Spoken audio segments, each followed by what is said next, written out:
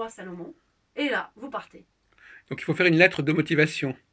Non, mais ça, c'est à vos gauches. Là, vous rentrez, vous êtes bien, vous connaissez le secret, la loi de l'attraction.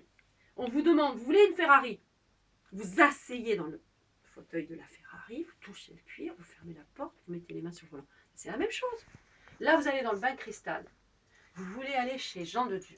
Alors, vous visualisez la casa, vous regardez les photos avant, vous voyez bien ça, vous voyez les entités, vous voyez l'avion, vous voyez habillé en blanc, vous achetez le billet, visualisation en esprit, et voilà, vous mettez dans le bain.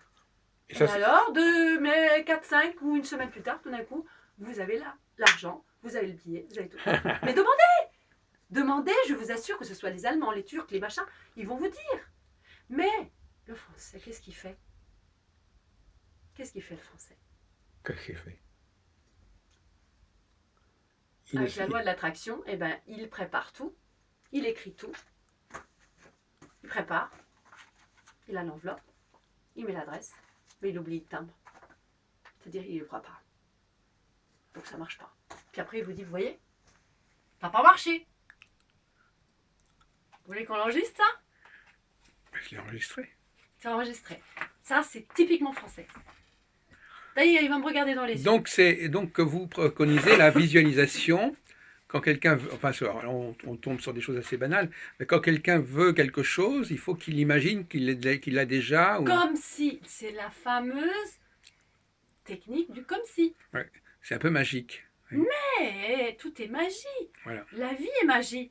La seule partie du cerveau qui est extrêmement puissante en France et qui ne croit absolument pas à la magie, devinez, c'est le cerveau gauche. Pourquoi? À cause de l'Église. Pourquoi l'Église ne voulait pas qu'on devienne des magiciens comme les druides? Demandez à Astérix et Obélix. C'est qu'eux, ils ne voulaient pas qu'on retrouve notre propre soi, c'est-à-dire notre soi supérieur. C'est une question de contrôle. Est-ce que vous comprenez que ce cerveau est contrôlant? C'est le grand censeur. C'est l'auto-saboteur. C'est un sorcier de magie noire. Voilà, c'est ça. Moi, je le sens comme ça, l'ordinateur de gauche. C'est un processeur. Regardez la conférence du docteur Gilles Boltaylor. C'est que gauche en latin, c'est sinistre. Ben, en latin, c'est en italien aussi, sinistre. Oui, mais je vous le dis. Ma lei parla l'italiano? Oui, sì, Mi sì. piace l'italiano. Sì, sì. Nostradamus. Io ho avuto l'occasione di parlare con lui. Você, c'est portugais. Lei si può immaginare che io qua, bebè, praticamente a 12 anni, io potevo parlare con lui e non sapevo chi era. Je ne savais pas qui il était. C'est un truc de fou, hein? Mi piace tanto perché gli italiani hanno il cuore e quindi come hanno il cuore e il conoscimento dell'Oriente, loro sanno. Venezia. Ma io ho avuto tanti gruppi di italiani che non la facevano e non mi credevano perché avevo una conoscenza del Louvre incredibile. Ma les Français, ils ne comprennent pas ma puissance dans le Louvre. Si vous, Jacques, vous venez, prenez 3-4 amis pour que ce soit financièrement intéressant parce qu'il y a le droit de parole. La France, elle n'est plus libérée. On doit avoir maintenant, quand on fait le Louvre, un droit. Il faut un groupe qu'on puisse parler. Un droit. Il faut 6 personnes. Il Sinon, y a un droit voilà. de parole. Est-ce que vous imaginez où on en est arrivé? Non. Et il y a des grands gorilles énormes qui se mettent de chaque côté de moi. S'il y a des personnes qui s'attachent à mon groupe, c'est moi qui est quick, on me coupe dehors du Louvre. Pourquoi? Parce que c'est le droit de parole. Donc, ah oui, d'accord. Bon. Si j'ai 6 personnes, je dois payer 185 €. Oui. Et eux, ils paient le billet 15 € chacun. Oui. 185 €, c'est une taxe.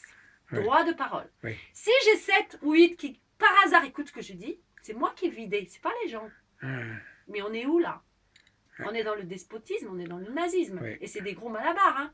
Moi, j'ai eu une cliente, c'était Régnier, hein, c'était l'avocat de Régnier. J'étais sur une Régnier de Monaco, vous voulez dire?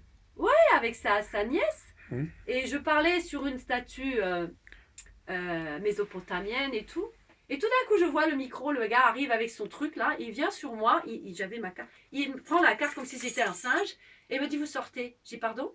Et je n'avais pas vu, il y avait, quand je parle, je suis passionnée, vous avez vu, je mets le cœur.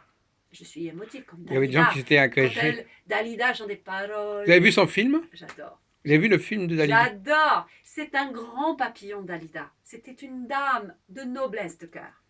Et quand je parle, il voit et les gens se collent. Et là arrivent les gorilles et boum, je me fais attaquer. Ah, mais c'est hallucinant. Et moi, mon client, il dit mais qu'est-ce qu'elle fait? Elle est fausse guide, il panique, il ne comprend plus. Vous voyez le cirque? Ça, c'est la France. Pays du despotisme. Enfin, voilà.